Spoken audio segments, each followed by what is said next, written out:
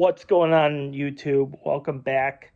My name's Petelogical, and in this list, we are going to go over what I consider to be my top 10 favorite bands slash musical artists of all time. Now, it's been a bit since I did a music thing that wasn't about Divide Music, but I decided to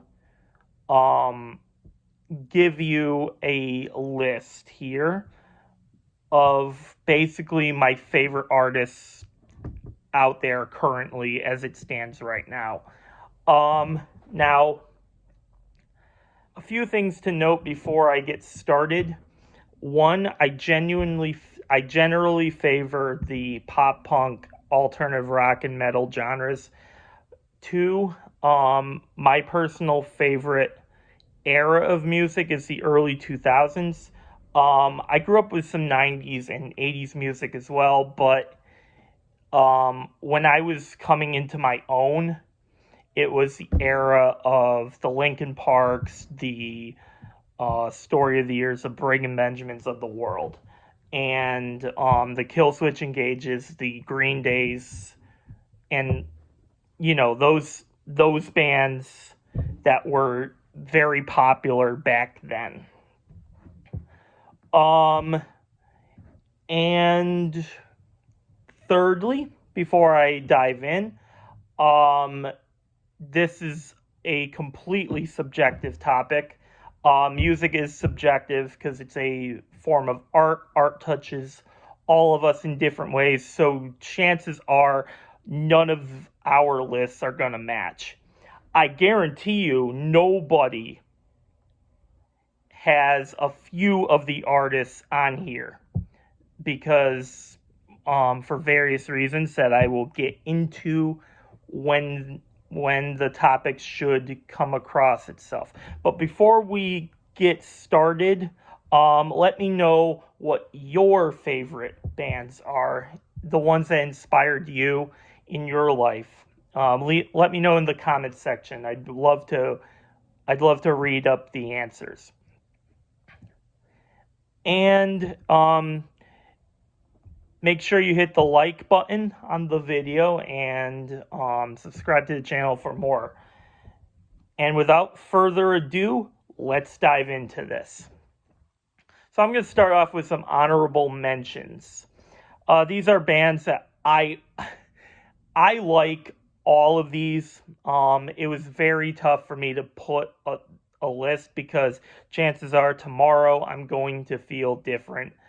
But right now, the honorable mentions for this list are Avenged Sevenfold, Bullet for My Valentine, two of my favorite metal bands over the course of, since I heard them first, I fell in love with their music, but for one reason or the other, I've fallen out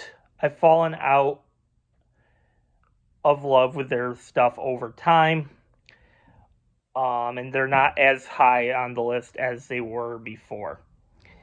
Some others are I Prevail, Ice Nine Kills. Ice Nine Kills was my first concert that I ever went to. 3 Days Grace, Skillet, Bring Me the Horizon, and Sleeping with Sirens. Those are my honorable mentions here. Now let's dive in. I'm going to go 10 to 1, like I normally do these lists. So, at number 10, I got Green Day. Now, Green Day is a band that I have always loved. I've always been a fan of. Billy Joe Armstrong is one of the best guitarists ever. And Green Day are a cornerstone of 90s music. And they are also the best 90s band to me. A lot of their stuff has been overshadowed by a couple very, very popular albums. But they have some in the 90s, like Dookie, for instance, and Nimrod, and other stuff that are very underrated and very underappreciated. But, of course, you knew I was going to talk about this. American Idiot is one of my favorite albums. It might be my favorite album, but it's widely regarded as one of the best albums to ever be released. And the follow-up 21st Century Breakdown is just as good as it is. And it really cemented Green Day as a powerhouse in modern music, even though they were already a powerhouse entering the 2000s century. And last year they released in my opinion, was one of the year's best albums. Saviors was released. That was the follow up to Father of All, and I was not a fan of that one. And pretty much nobody was, aside from hardcore Green Day fans who will listen to anything. And I'm a lifetime Green Day supporter, but Father of All just wasn't it. But Saviors was a vast step up, and they are proving they can still do what they do. All right, moving on. Number 9, we got Killswitch Engage. This is, in my opinion, and I know opinion is an unpopular term on the internet these days, but in my opinion, Killswitch Engage is the best metalcore band ever. For one, they're from Western Massachusetts. I was born and raised here, so from a young age, these guys I've always looked up to. Howard Jones era. I know Howard Jones wasn't the original singer, but in that era, it produced 2 of my favorite albums ever: The End of Heartache and As Daylight Dies. And some of my favorites from both of them are My Curse, When Darkness Falls, End of Heartache, and The Arms of Sorrow. Just very sick band. And I still like them today because I think their original vocalist, now the current one, Jesse, is a very talented vocalist himself. And the rest of the group has great sound, and I can't wait to see the new album that is coming out, or it might have just came out. I just never really got around to it because I was busy with other stuff. But I am a huge fan of Killswitch Engage too. And now let's move on to number 8 on this list. We got From Ashes to New. Now, this band has been compared to Linkin Park a lot, and bands like Hollywood Undead and other similar sounding music. But in my opinion, they sound completely different. Some songs are like heavily inspired by a few of them, but I've always supported them. I discovered them in COVID, and that was during the time they were putting out covers of songs I've heard from my childhood, so it was cool to hear new takes, but I was blown away by the talent. And they are on a low-key hot 3-run album streak. The Future, Panic, and Blackout are all amazing albums. My favorite, of course, is Blackout. I said many times over the past couple of years that that is the album that everybody else has to look up to, because it's so much better than anything I've heard from this current decade. I adore that album so much, and they have new material on the way for this year. Um, According to some of the band's social media posts. And most importantly, they are all great people.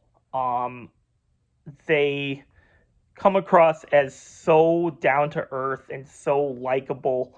And yeah, I'm a huge fan of them, and I gotta give them a shout out here because they're awesome, and I think they're vastly underrated. And speaking of underrated and awesome people, some of you probably know who I'm going to put at number 7 here. Some of you probably will give me shit for it because for a few reasons I will point out, but this is all in fun. I'm just making fun of myself for this, but we got, of course, the man himself, Divide Music, from YouTube. And this one kind of shocks me. Now, I know what some of you are thinking right now. How could I put one of the people that I call a friend on here? And I should stick to movies, because how could you do this? I thought you weren't going to be biased and you're just going to be completely real with all of you. Well, here's the thing. 1, art is subjective. 2, this is my list. And I gotta be real with all of you. I wouldn't put anything on a list like this that I didn't believe. Because I followed this man since 2019. And this was way before I even considered him a friend. He was just a artist that I liked his style, and I actually thought he was a multi-person band at first. I can't lie, but getting to know him through email and support in the YouTube comment section, he's just a really awesome human being. And the main reason I put him on here is because, and I've said it, if you've watched a Divide Music song review from me over the course of any amount of time, a lot of his music is based on fictional characters, but what I really respect about him and are others in this genre, but you don't need to know anything about the characters before you listen to the music, because if you listen to the music and you don't know a character, now there are a few on here, there are a few in his arsenal where there are characters that I'm really not familiar with. However, if you know the character, you can pick up on the little things, the on the nose references to them, but they're so very cleverly written. I don't really know how to explain it, but they're so well written that it's really not on the nose, and you can relate that to your real world experiences. And I'm sure he has written songs about his experiences, and he just has a very smart way of writing. Um, and I've listened to him since 2019, guys, and without a single bad song in his arsenal, I think it's safe to say that he is one of my favorites of all time. And it doesn't matter what genre he does either. Every single one of his songs has some effect on me as a person. And it just, I've never heard someone like him before. And sometimes the genre sometimes he invents new genres on the fly. Because I'll give you a perfect example of that. His Luffy song, the Grand Line. It has inspirations from rock, of course. All of his stuff, for the most part, is rock music, but it also has symphonic metal in there. It has some alternative rock, alternative metal, and he just blends certain genres together, and it kind of creates a whole new genre in that. I don't know if that makes any sense, but he's insanely talented. And he has a new song. It drops Friday, but by the time, depending on when you watch this, I have already heard it by recording this video. Or if you watch this a little later after Friday, it will already be out. And don't worry, I will have a song review for you guys. But out of respect for him, I'm not going to release the review until the song comes out, because I just don't feel comfortable putting a review out there that none of you can experience for yourself. So I've already heard it, and yes, the streak continued. Yes, it's a banger, and I can't wait for all of us to experience the real music video when it comes out, as the one he sent me was a lyric video, but it didn't have any of the animations and stuff. So I cannot wait for all of you to hear it and to hear my thoughts on the song. But until then, he's sitting here at number 7. All right, now moving on to number 6, we have a band from my childhood, and probably, like I said, these are bands that have to stick with me for so long to even come close to here. It's Breaking Benjamin. They are arguably one of the most recognizable bands out there, not just their songs, but their logo's iconic. The way they perform their music is unlike anyone else. I remember the first song I heard by them was So Cold, and it was the first song to out of any band at the time, and mind you, this was at a point when we had Linkin Park, we had 3 Days Grace, we had Papa Roach, we had bands like Skillet that was just starting out at the time, Bullet for My Valentine. I already heard and Avenged Sevenfold have always been a staple at the time too. But Breaking Benjamin specifically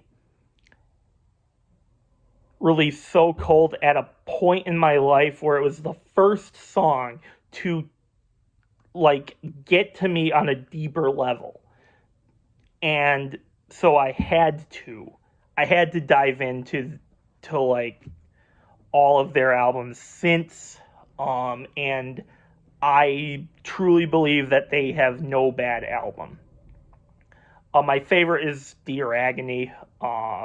In my opinion, that thing is just a masterpiece from start to finish. And I cannot listen to Dear Agony without getting emotional. It's one of the only albums that does that to me. So for all those reasons, they're at number 6. But they're not top 5. Now, at number 5, we have a foreign group here, but it's not the one you're thinking of, probably. If you look over there, up here, you can see the poster here, or part of it. We got Ash. Now, this band is way more popular overseas than in the United States. But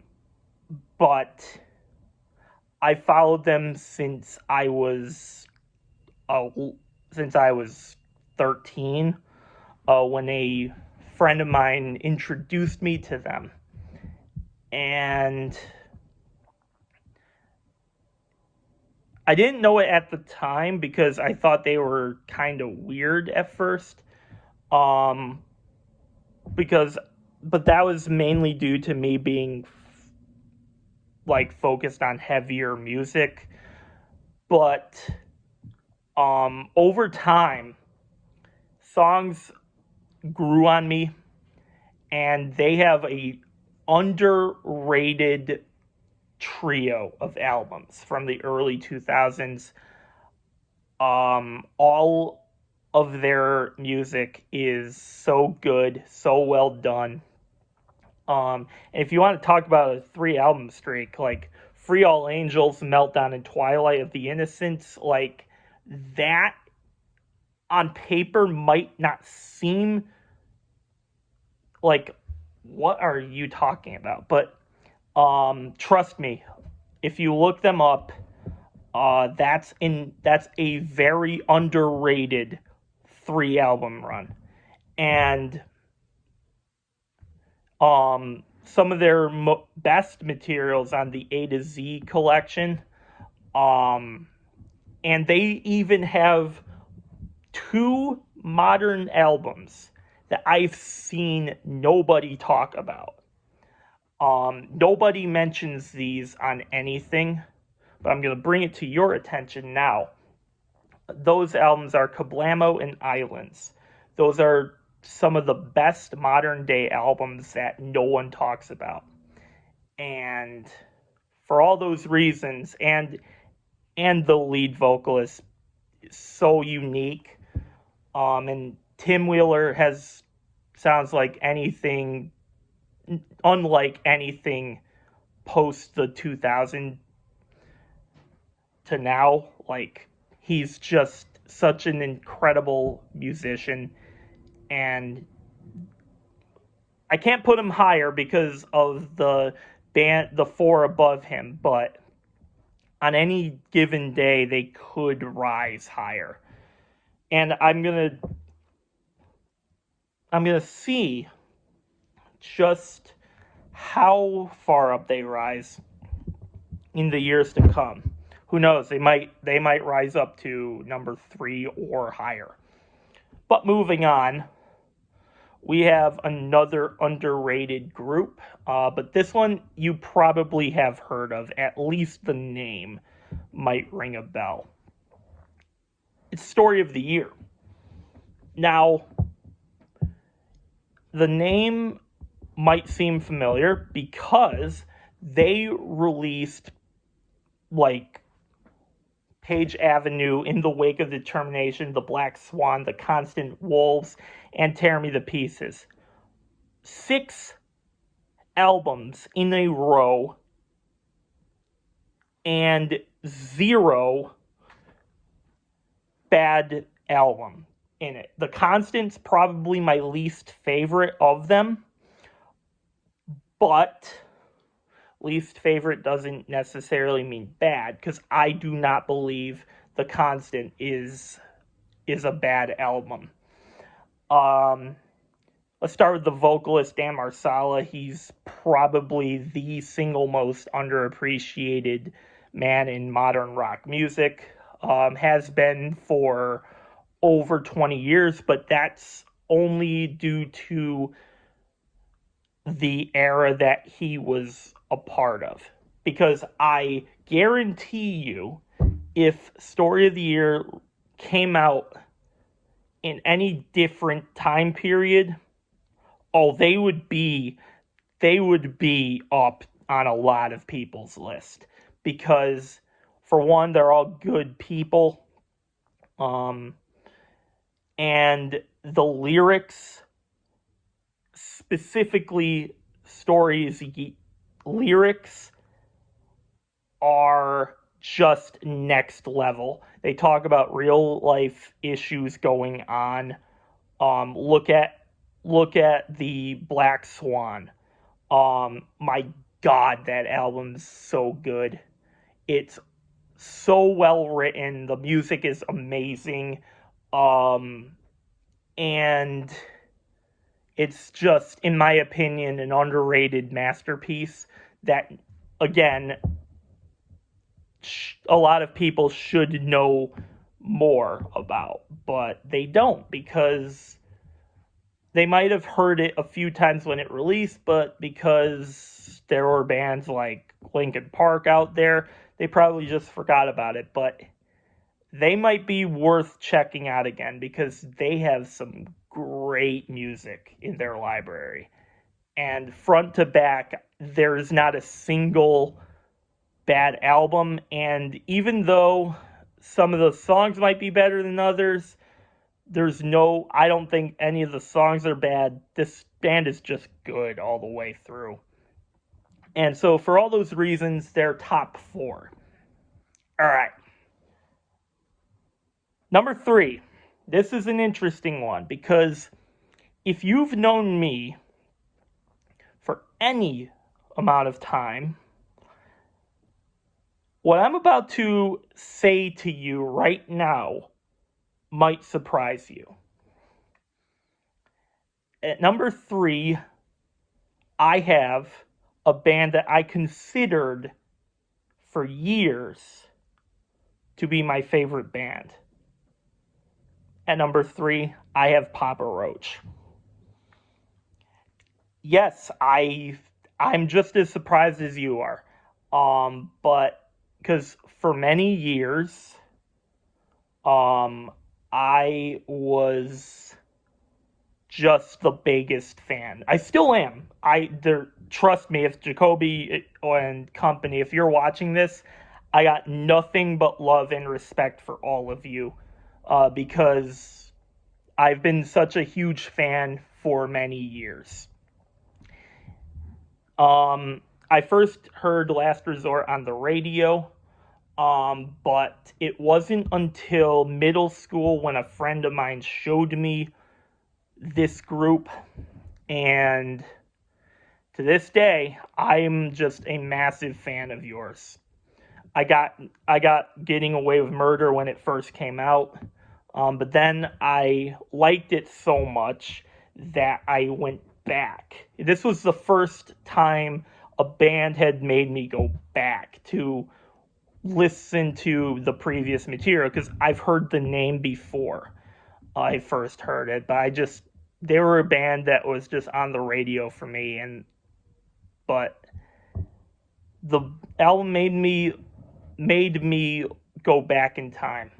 I credit this group for a lot of my successes, a lot of my wins in life. have come after I listened to an album or a song all the way through a few times. Papa Roach was the first band hoodie I bought with my own money after I got my first job. They were the first band to inspire me to do album review posts that I used to do on social media, and those are coming back to the channel here. I have every CD on, I have every album they ever had on CD except for Love, Hate, Tragedy.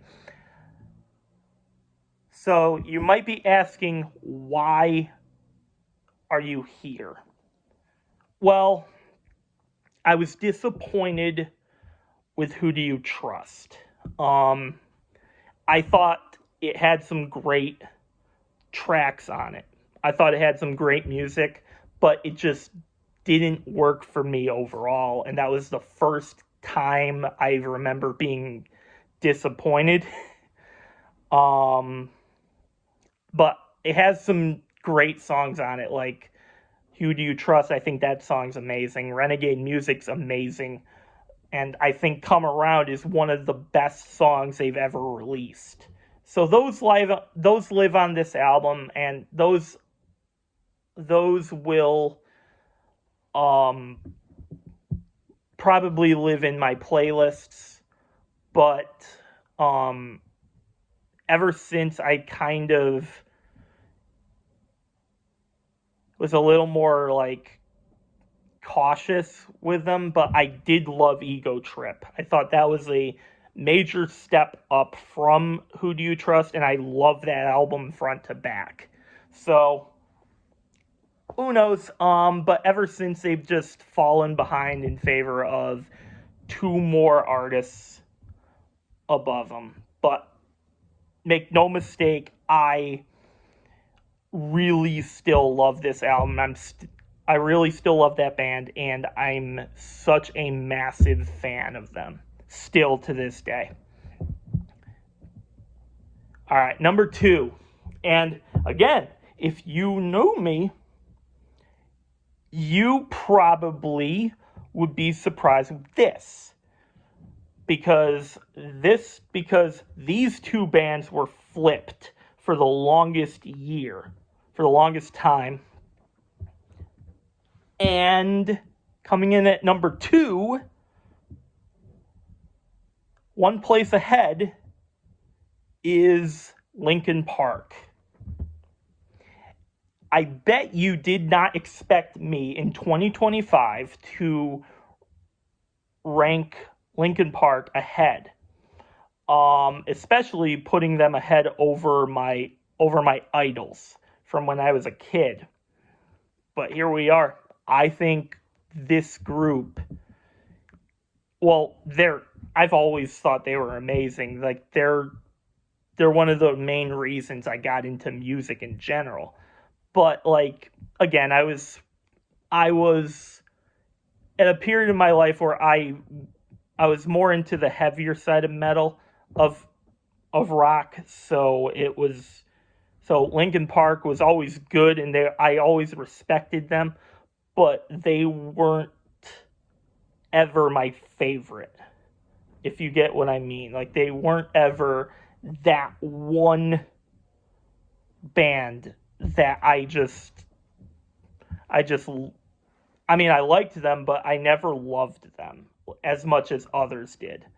And it's probably due to that where I didn't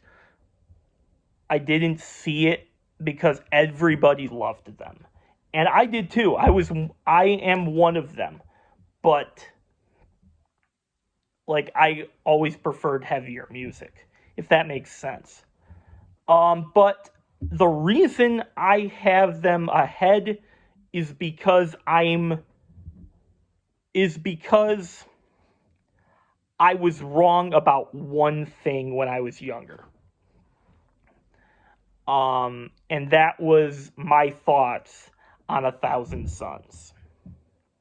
When I was younger, I thought 1,000 Suns, and I'm not new in this, I'm not pretending to be new, but I was just genuinely disappointed in it, and it grew on me over time. So much so that I listened to it recently. And I must say it was way better than I thought it was at the time. And I have to correct the error of my ways because they just, I was looking at it completely wrong. Of course, they have possibly the greatest 3-album run of all time. That's Hybrid Theory, Meteor, and Minutes to Midnight. Those 3 are just probably, in a lot of people's eyes, why they love this band. It's because of those 3 albums.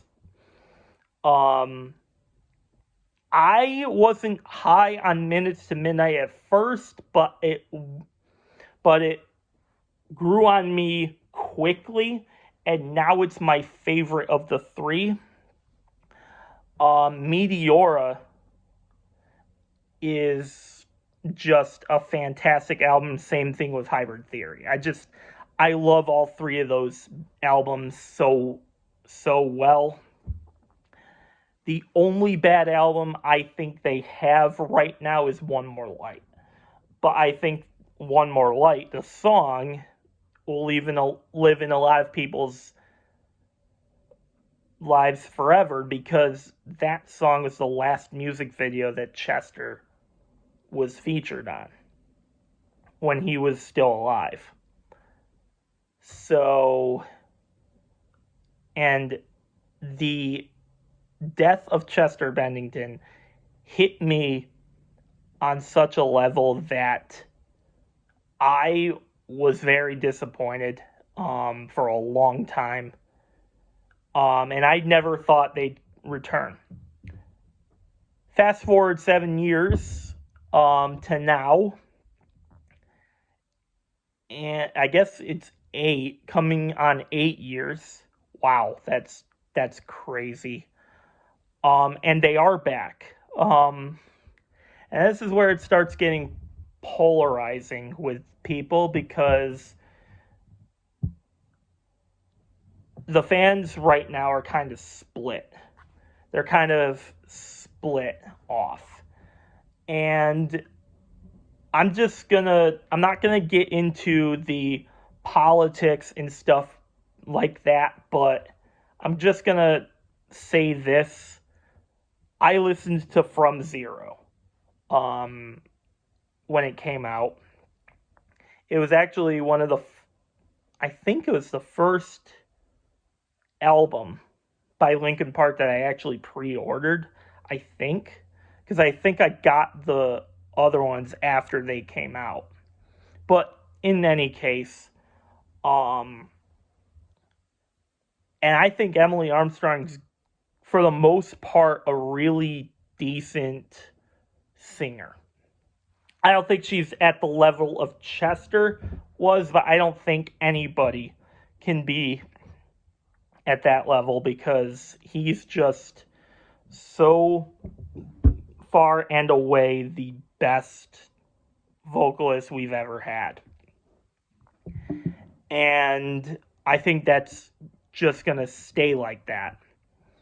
But I think when Emily isn't doing covers of older stuff, I think she is a very talented vocalist.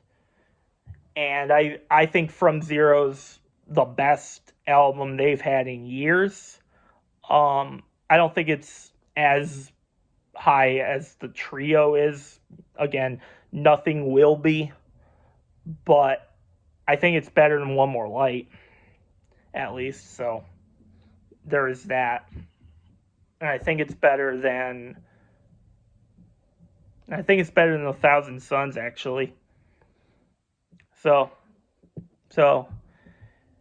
yeah, Linkin Park has definitely grown on me over time, and again, I've always liked them, but they've definitely grown on me over time. So we're at the number one spot. So you guys might be looking at this and say, wait, there's still one more group. There is. And this is a group here that I've told some people I feel this way, but this might be a flaming hot take, but again, I don't care. This is my list and it's how I feel. At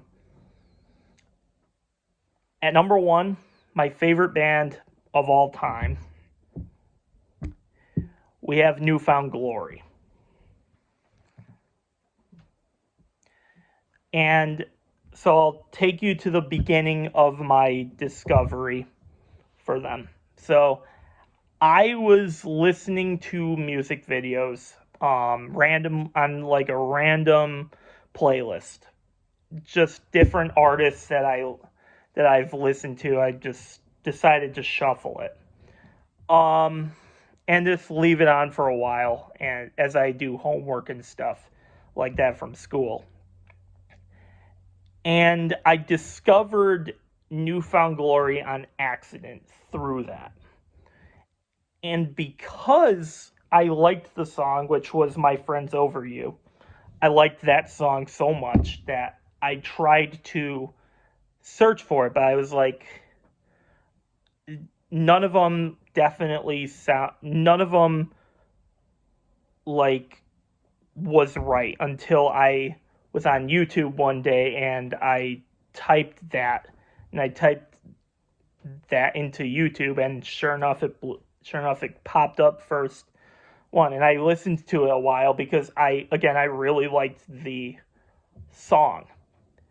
And they had one thing I discovered very immediately is that they had a very unique sound. And I was informed by a source that that's why some people might not like them, because they have a very distinct sound, and some people love it and others don't. It's just that simple. And I'm one of them who really loves it. And so much so that I think that I respect them for sticking to their sound. And I think it improved over time. There, I said it. Like, I think they are, for one, all of them are good people. I've seen them in interviews and stuff. Like, they all seem very down to earth. And when I first discovered them, the first couple albums I would listen to were Sticks and Stones and Catalyst. They were favorites of mine. Catalyst had a song, I believe it's, what is it? Hold on.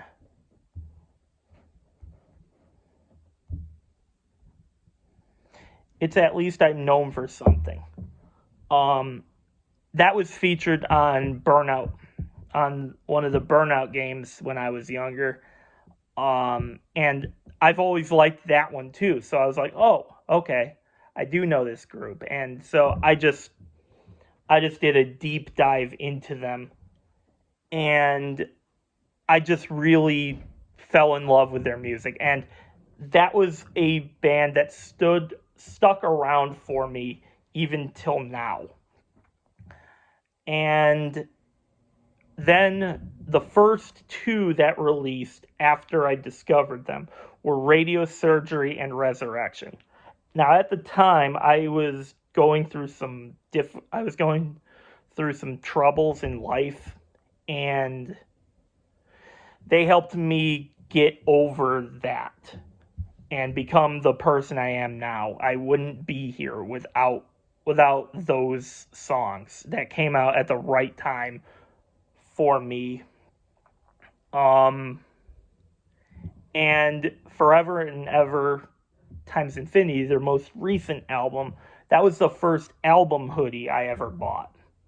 I still have it there. It's hanging right on the door right over here. Um, and I just love everything they've ever done.